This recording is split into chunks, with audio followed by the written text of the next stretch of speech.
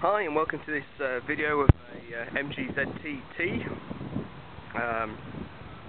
which we'll do several videos on just so you can see the outstanding condition of the car and the interior, exterior and a test drive as well. This little short video is just to introduce myself and have a quick look around the gizmos and gadgets just to show them all working inside the car.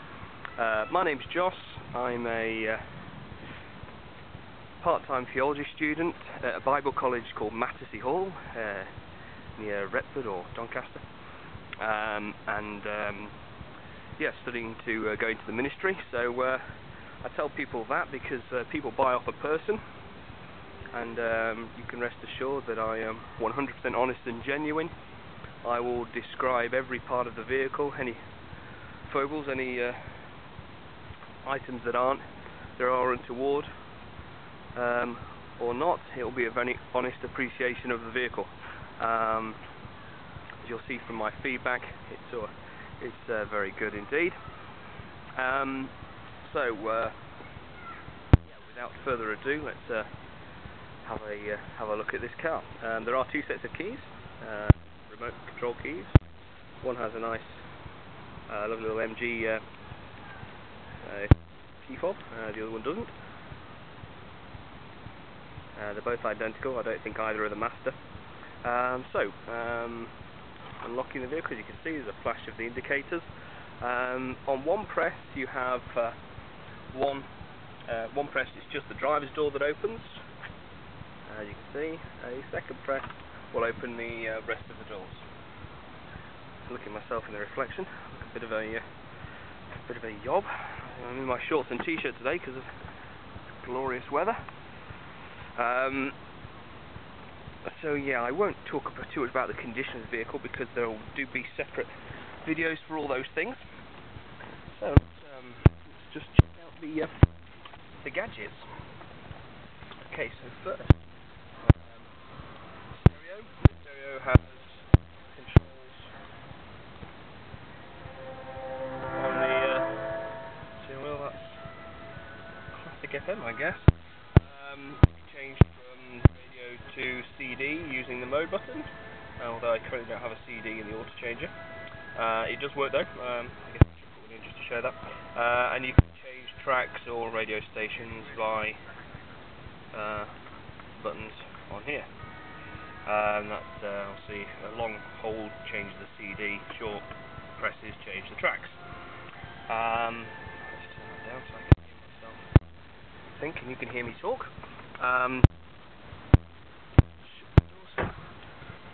Lights nicely dimmed down. Okay, so lights. Both sides work as they should. Pressing all the lights go on. Look at the passenger window. There we go. And down. The rear passenger window again goes up and down. And in fact, actually, just to say that both front are automatic, so that's nothing being pressed anywhere, going down and up. It doesn't go magically back up, it's just a down. I'm not too sure if the drive is the same. Yep, one press for down. This goes up. Yes, on the driver's side, press up and down if you want it to be fully automatic. I'm never too sure if it's good or bad on. These ones are quite easy. You can feel the double action in the switch, so it's not too. It doesn't always go all the way down without you wanting it to. And that's the rear driver's window. It's very, very warm in here, so I'm looking forward to the air conditioning on. I'll do that in just a moment. The electric mirrors, as you can see, in, out, up, down. And again, all working perfectly. Left, right, up, and down.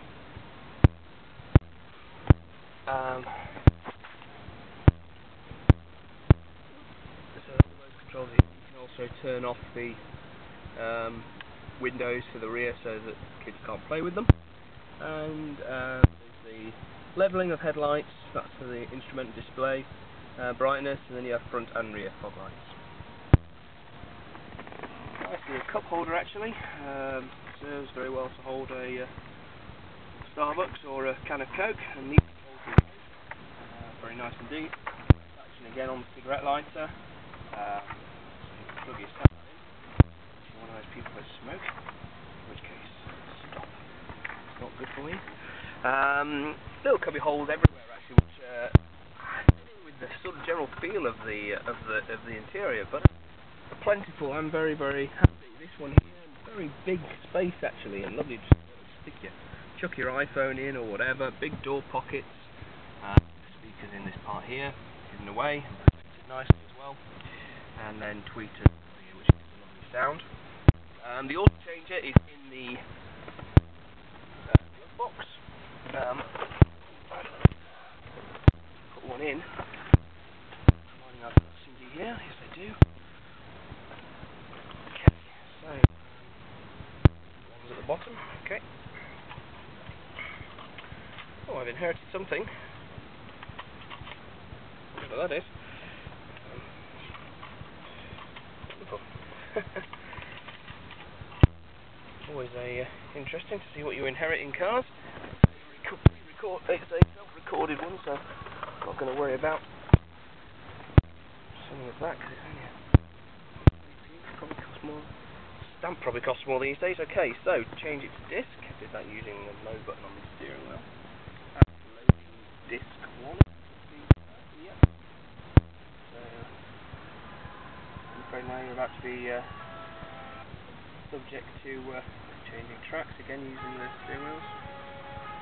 I like this song. This is one of the songs we sing in church. Cool. The locking and unlocking switch works. As you can see, going down, locking and unlocking.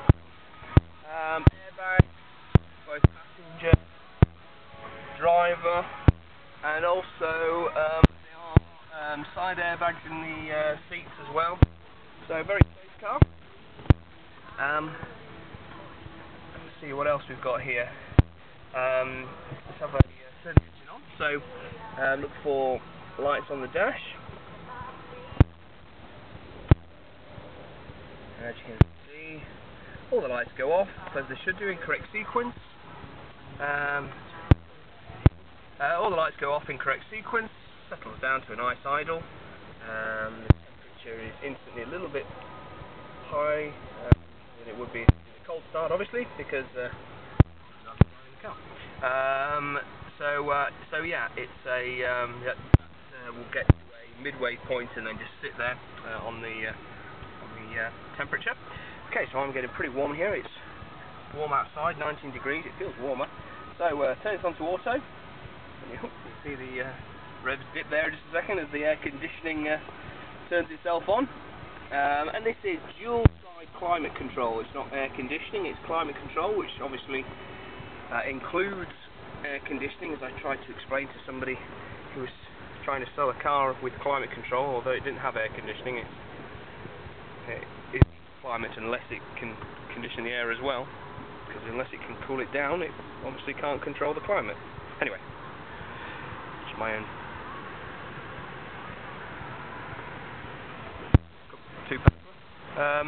so yeah, there we go. That's the gizmos and gadgets inside the car. This is freezing cold coming out of here. It doesn't need regassing. It's lovely and cool. The only thing I would say, what it does as well is automatically controlling temperature. I don't think you can see this on here, but it's also changes whether or not the air is going to come from outside or inside the vehicle. And that's pretty cool. So what it does automatically is if you come to a stop like I am now, it recirculates the air inside the car. That's for when you're sat in traffic or something, and it's quite a nice little touch, I thought. And then as soon as you start moving again, it brings the air from outside the vehicle. The trip computer here, I use the left-hand side to show the mileage left for LPG. Now there is a gauge, as you can see down here. I have 3 lights on. Now the gauges for LPG are always absolutely rubbish. If you ask anybody, none of them work. I have several LPG cars and none of them work correctly. So they give you a rough idea, but it's actually best just to go off the trip to give you a rough idea of how many miles you got left. So to about 32, 33 pounds, I do about 240 to 250 miles. Sometimes if it's on a run I'll do up to 260, but generally speaking around town, the odd trip out, but generally, just very average driving. I live in town, do about 240 miles, which equates to about 55 miles per gallon, I think. So very, very economical. Okay, right, let's see. Selecting first. Turn the volume down a bit so you can hear the car. Very smooth. These cars handle exceptionally well. You'll find. I mean, exceptionally well. If you read the reviews, that's something that comes across very strongly as the driving style of the MG, in direct contrast to the Rover 75, which wasn't a bad car actually. To be honest, it isn't a bad car. But the MG just looks so much better and handles infinitely better with a real sports sort of characteristics. It's quite a firm ride, and this with its nice 18-inch alloys only sort of exaggerates that it's a little firm, but it's comfortable. Responsive 2.5 litre V6, so you're certainly not struggling for pace. Just pull forward, otherwise you never get out of it. And that nice chap's leather now.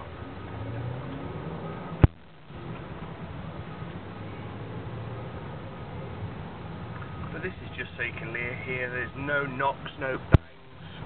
Despite the fact we pay road tax, they can't seem to keep any road in Britain in any sort of reasonable condition, so you soon be able to hear any clunks, and there are none whatsoever. It really is perfect. It had a new wishbone to the front just a little while ago, just at the end of last year. It's full service history. It doesn't require another service for 6,000 miles. It's very low mileage, and as I say, sprightly 2.5 V6 performance is certainly good. It's got a long MOT until March next year, so that's good. So the condition of brakes, etc. is all good. The tyres, all brand new tyres all round. Again, they've done a couple of 100 miles really, maybe a little bit more than that, maybe 500 miles or so, but basically a brand new, as you'll be able to see.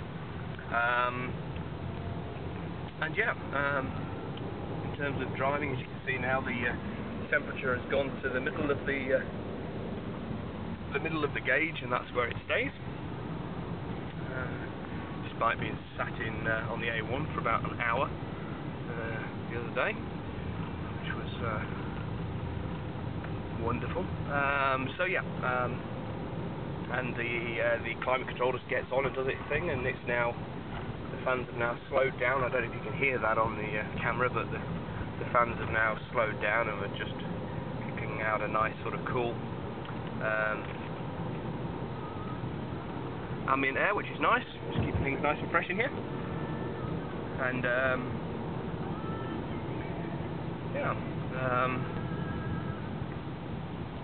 altogether an absolutely beautiful car.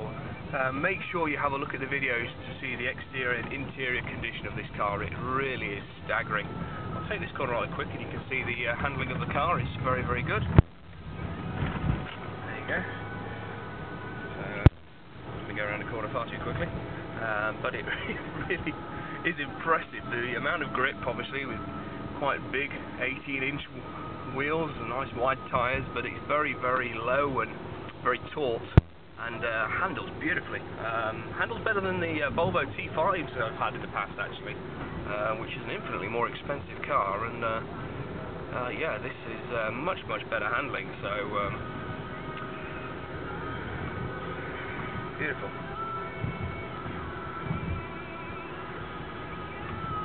See, great big holes everywhere, all over the road, big manhole covers and stuff, and I say no knocks or bangs or clonks. All the engine bushes were done, and again, the latter part of last year. So again, that's the only thing you can find. Sometimes in a more sport-orientated car, sometimes the bushes wear out a bit faster. There's just a little bit more energy transferred throughout the vehicle. So So yeah, that's been done is a nice little thing. The Viz injection's been sorted as well. The Viz, which is the butterflies inside the plenum, brand new plenum, brand new butterflies and setup. All the receipts for that. Now, if you look at the K6 engine, which is what this is, and look at the forums, that is the only problem you'll have. You never have a problem with head gaskets and things on these Rovers. There's never been a problem. Reliability-wise, an absolutely brilliant engine. Take my word for it, or check out the, or don't take my word for it, check out the forums, check out the reports and reviews. Very, very, very good, reliable engine. As I say, one of the only things that's been sort of an issue around the sort of 100,000 per mile mark is sometimes this Viz thing, VIS. You'll see that come up, but that's been done, all brand new. So, so there you go. And so good for another 100,000 miles.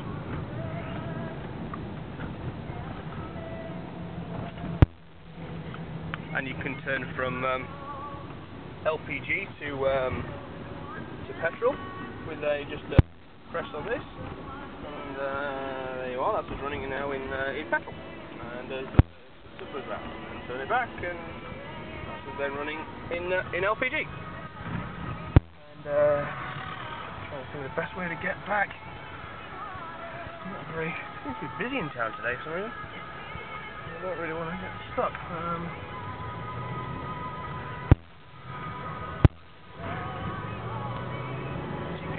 On LPG, it accelerates pretty quickly. You do lose power on LPG, there's no two ways about it, it's science. And you do lose about 10% of your power. But if you want to drive quickly and accelerate hard, then, well, use petrol. Otherwise, just enjoy the fact you're getting the equivalent of about 55 miles per gallon.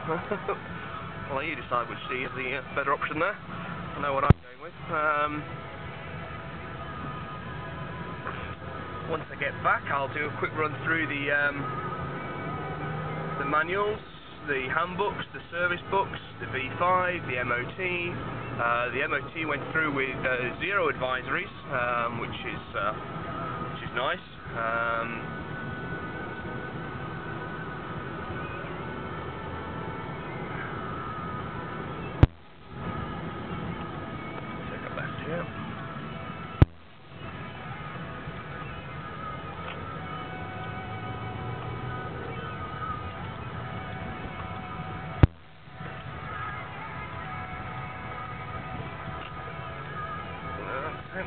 Woman in a Volvo.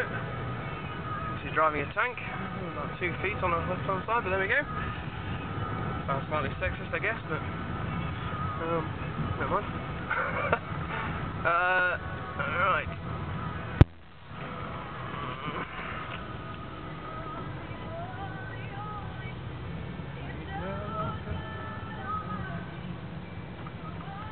Okay.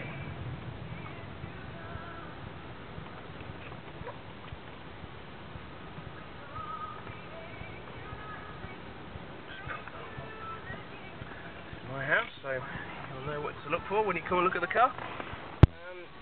Okay. Let's turn that off.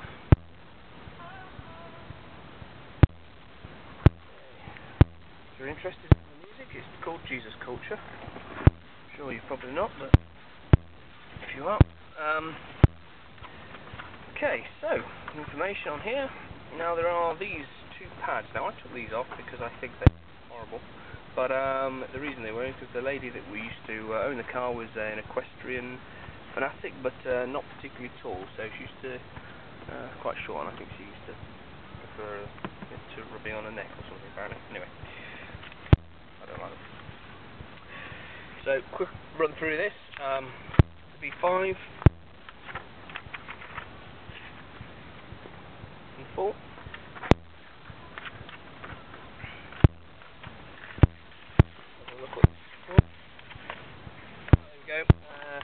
This is just the parts for the from MG for the valve assembly, the Vis Assy. It's called VIS when it's talked about, but this is the new assembly. See what I was talking about. This is the MOT, which is not due now till the 2012, and no advisory notice at all. Past emissions, etc. With flying colours, LPG conversion certificate, and it's a Stag make, which is considered to be one of the best, if not the best. Let's see what other voice and stuff around. Oh, there you go. So we're talking about the bushing earlier. So engine bushes, all done. That's just the cost of the actual item, not the cost of fitting. And the service. The service was carried out last year. Just a couple of £100. It's just a general service, really. Normal items. Yeah. Probably quite boring, but if you're not bothered, I'm not going to do anything apart from look through the service history here. So if you want to look at other things, then do feel free. There you go, and this is the cost. This is part of the that inlet manifold and the valve. It's the east valve. Where is it? Yeah, there you go. Inlet butterfly, control motor, balance valve, blah blah blah. Work carried out.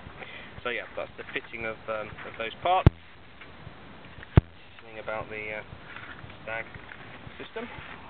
That's all in a minute. And then the book of words lives on top of here. And this doubles as both a handbook on one side, flip it over, and there's the service book. So we go through this. So as you can see, lots and lots of stamps. The last one, 83,000, so that was 7,000 miles ago.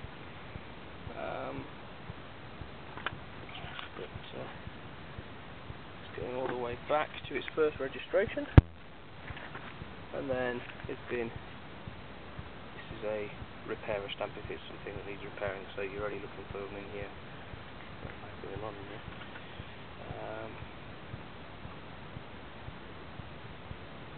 Where are they? Stamp them both for some reason.